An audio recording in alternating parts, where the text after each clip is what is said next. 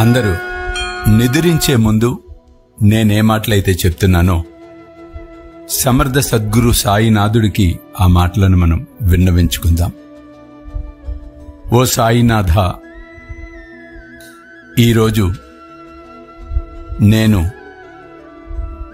తెలిసి తెలియక తప్పులను చేసినట్లయితే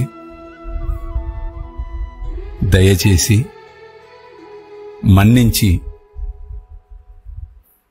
నన్ను అనుగ్రహింపు.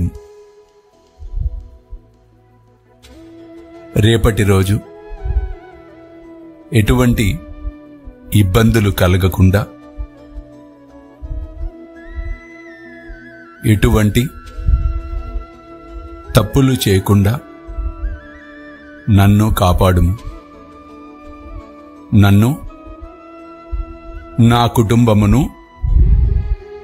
సదా రక్షింపుము. సర్వే జన సుఖినో భవంతు. జై సాయినాథ్.